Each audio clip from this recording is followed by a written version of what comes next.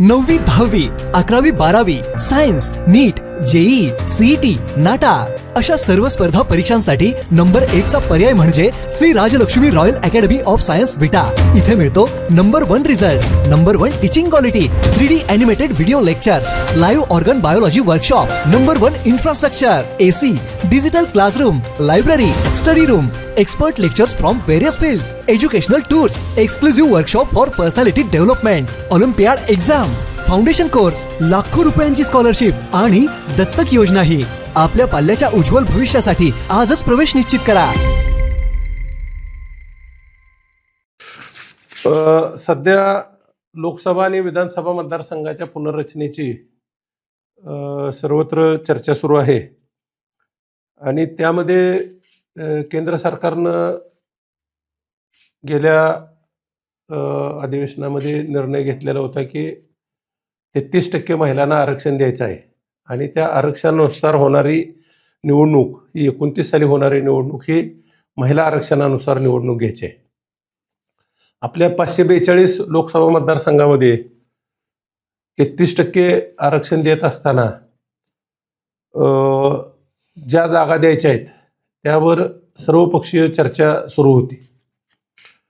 आता मतदारसंघाची पुनर्रचना करत असताना डिलिमिटेशन ॲक्ट हा एक तयार केला जातो आणि कायदा तयार केला जातो। त्या कायद्यानुसार डिलिमिटेशन केलं जातं, डिलिमिटेशन कमिशन नेमलं जातं।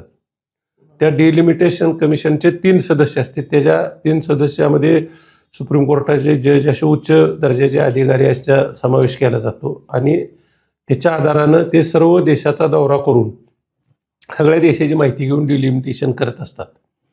आता या डिलिमिटेशन कमिशनला लगत पूर्व जनगणनेची लोकसंख्या ही गृहीत धरली जाते। आता 2011 साली आपली जनगणना झाली, त्यानंतर 2021 साली जनगणना होणं अपेक्षित होतं, परंतु 2020 पासून आपल्याकडं कोविड आला, त्यामुळे 21ची जनगणना झाली नाही।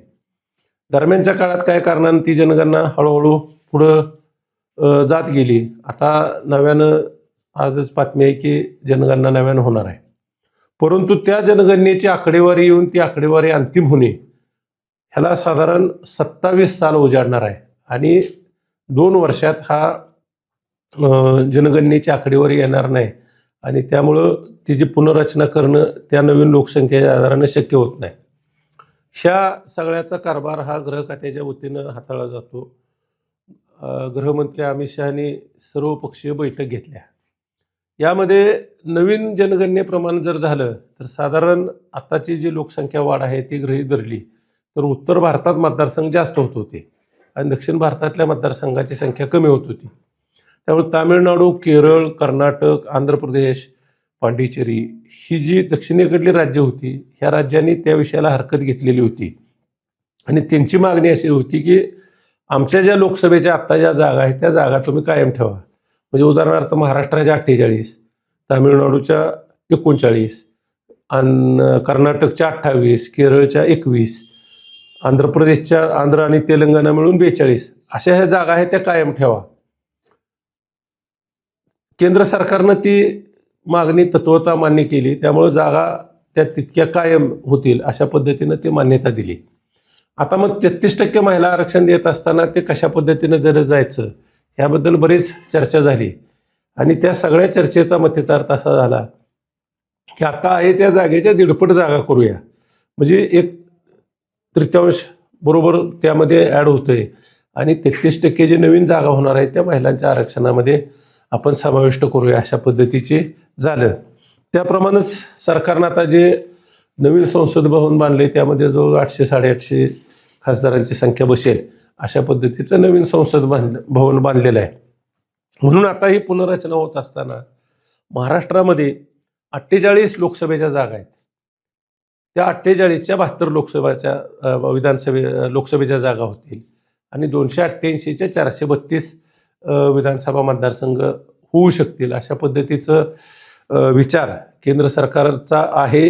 केंद्र सरकारनं त्या पद्धतीनं विरोधी पक्षाशी चर्चा केलेली आहे। विरोधी पक्षातल्या बऱ्याच सदस्यांनी किंवा पक्षांनी याला तत्वता मान्यता दिलेली आहे आणि आता 16 तारखेला लोकसभेसमोर डिलिमिटेशन ॲक्ट 2026 हा चर्चेसाठी येणार आहे आणि तो 1-2 दिवसात चर्चा होऊन त्याला मान्यता मिळेल अशी परिस्थिती आहे. आणि ती झाल्यानंतर त्याच्या आधारानं डिलिमिटेशन कमिशन नेमलं जाईल. त्या डिलिमिटेशन कमिशनच्या माध्यमातून मतदारसंघाचे पुनर्रचनेचं काम सुरू होईल. आता नवीन जनगणनेची लोकसंख्या उपलब्ध नसल्यामुळं ह्याच्यासाठी लगतपूर्व म्हणजे 2011च्या जनगणनेचीच लोकसंख्या वापरली जाणार आहे. आता पहिल्यांदा लोकसभेसाठी राज्य हे युनिट असतं, त्यामुळे एका राज्यातले कोणत्याही जिल्ह्यातले कोणताही मतदारसंघ दुसऱ्या जिल्ह्यात घातला जाऊ शकतो. हा राज्य युनिट असतं. तसं विधानसभेसाठी हे जिल्हा युनिट असतं.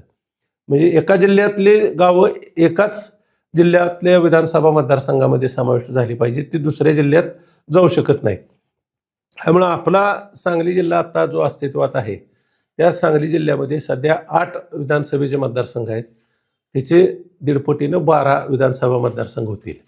आपल्या जिल्ह्याची लोकसंख्या 28,22,243 ही 2011च्या जनगणनेनुसार लोकसंख्या आहे. आता त्याला 12 जर भागलं तर साधारण 2,35,000 आणि त्याच्यामध्ये एक सूत्र असते की +-10 म्हणजे साधारण 10% कमी 10% जास्त इथंपर्यंत मान्य सूत्र झालेलं आहे. त्यामुळे 2015 साधारपासून 2045 पर्यंत लोकसंख्येचे मतदारांचे नव्हे लोकसंख्येचे मतदारसंघ केले जातील अशा पद्धतीचं साधारण आपलं चित्र दिसतंय. आता आपल्या जिल्ह्याची रचना विचारात केली, मी आता सर्वांना आपल्याला व्हॉट्सअपवर नकाशा टाकलेला आहे. तर आपला जिल्हा असा पूर्व पश्चिम लांबीचा जिल्हा आहे आणि त्यामध्ये शिराळा हा पश्चिमेला आहे. आणि शिराळ्यापासून जर आपली मतदारसंघाची रचना जर करायची म्हटलं तर शिराळ्याची लोकसंख्या साधारण 1,62,921 एवढी शिराळ्याची लोकसंख्या आहे. आता मग शिराळा मतदारसंघ जर करायचा झाला तर त्याला साधारण 73,000 लोकसंख्या ही वाळवा तालुक्यातली द्यावी लागेल. मग वाळवा तालुक्याची लोकसंख्या ही 4,56,000 आहे. 4,56,000 73,000 गेल्यानंतर जी राहते त्यातनं एक 2,35,000चा स्वतंत्र वाळवा मतदारसंघ सुद्धा एक होईल.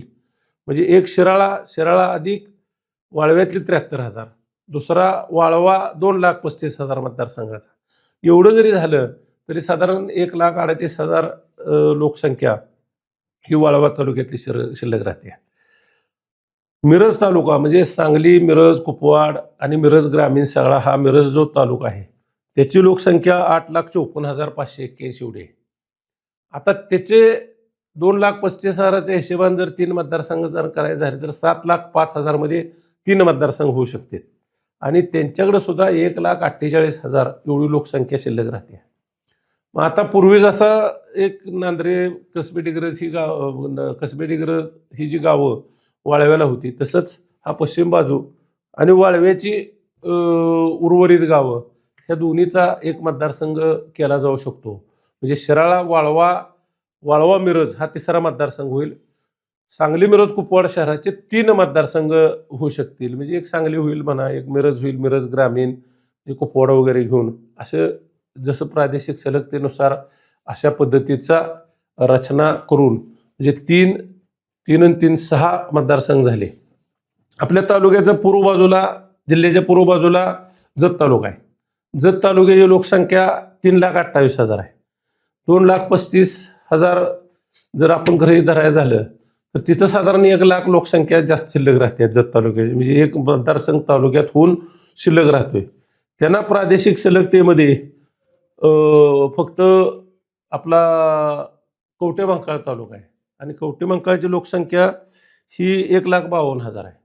म्हणजे 1,52,000 अधिक 1,00,000 2,52,000 मान्य पर्यंत जातंय. त्यामुळं जत 1 अधिक जत कवठेमहांकाळ 2 असा एक मतदारसंघ होतोय.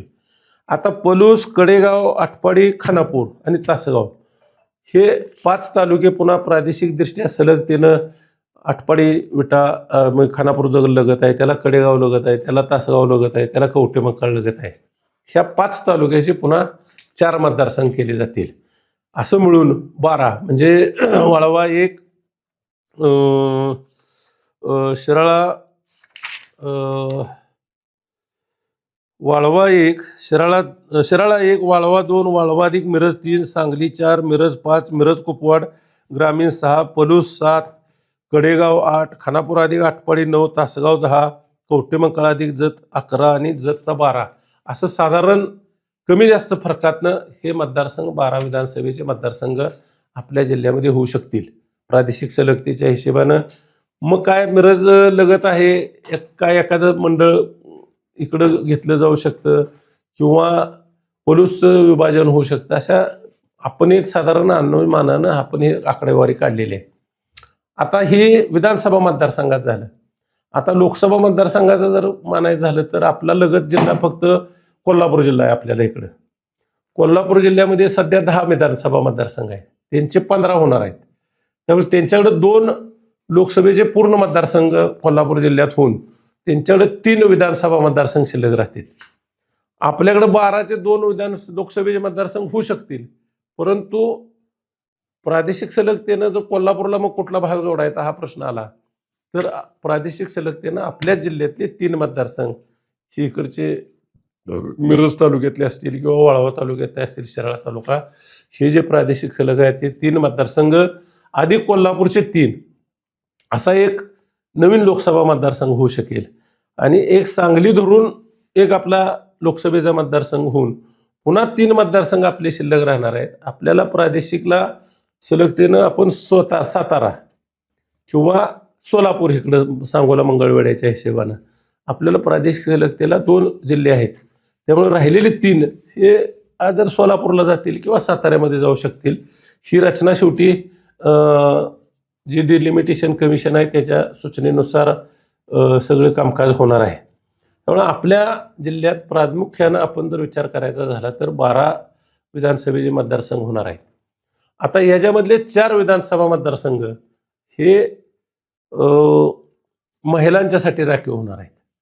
आता 4 विधानसभा मतदारसंघ महिलाचे राखीव काढत असताना त्यांनी एक साधारण सूत्र सुचवलंय. आता त्या मान्यता पुढच्या टप्प्यामध्ये त्याला मिळून जाईल.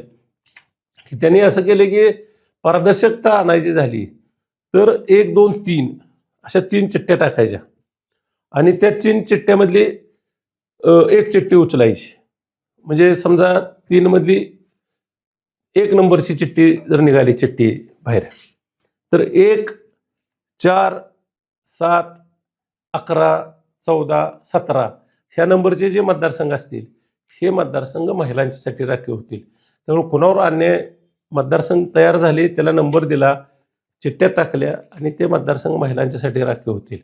पण 4 मतदारसंघ हे महिलांच्यासाठी राखीव आपल्या जिल्ह्यातले पण होणार आहेत. कारण तसे नंबर आपले 1 ते 12 नंबर येणारच आहेत ना त्या क्रमाच्या हिशेबानं. 4 महिलांच्यासाठी राखीव होतील. महाराष्ट्रात जे लोकसभेचे आहेत त्यातलं कुठला मतदारसंघ लोकसभेचा राखीव होईल आज आपण काही सांगू शकत नाही. पण त्याला सुद्धा हेच सूत्र 1 ते 72 असं त्यामध्ये लावलं जाईल मतदारसंघ लोकसभेचं आणि त्याला हे महिलांचं आकडेवारी निश्चित केली जाईल. तर साधारण अशा पद्धतीच्या तरतुदी आहेत.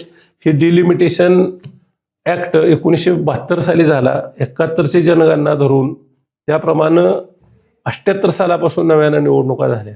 पुन्हा डिलिमिटेशन ॲक्ट 2002ला झाला. त्याचं 2009 पासूनच्या निवडणुका म्हणजे त्या नवीन झाला. आता डिलिमिटेशन ॲक्ट 2026 हा 16 तारखेला लोकसभेसमोर येणार आहे. त्याच्या आधारानं ही रचना पुढच्या काळामध्ये 2 वर्ष 2.5 वर्षाच्या कालावधीत पूर्ण होऊन येणारी 29 सालची लोकसभेची निवडणूक एप्रिल-मे 2029ला जी होणारी लोकसभेची निवडणूक आहे ती आणि ऑक्टोबरला होणारी विधानसभेची निवडणूक ही नव्या मतदारसंघानुसारच महिला आरक्षण देऊनच होणार आहे. ही साधारण कायद्याची आणि ह्याची परिस्थिती आपल्यासमोर निवेदन केलेली आहे. डिलिमिटेशन ऍक्ट जसा लोकसभेमध्ये येणार आहे, लोकसभा मतदारसंघाची पुनर्रचना हा एक वेगळा घटक आहे, विधानसभा मतदारसंघाची पुनर्रचना हा एक वेगळा घटक आहे.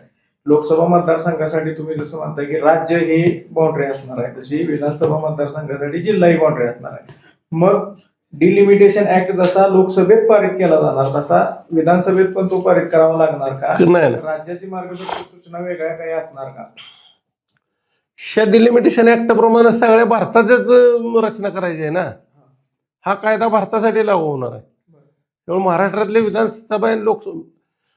विधानसभेचा मतदारसंघ झाल्याशिवाय लोकसभेचा मतदारसंघ होऊ शकत नाही. आणि कायदा लोकसभेसाठी केल्यानंतर तो ऑटोमॅटिक विधानसभेला लागू आहे. आणि जे कमिशन नेमलं जाते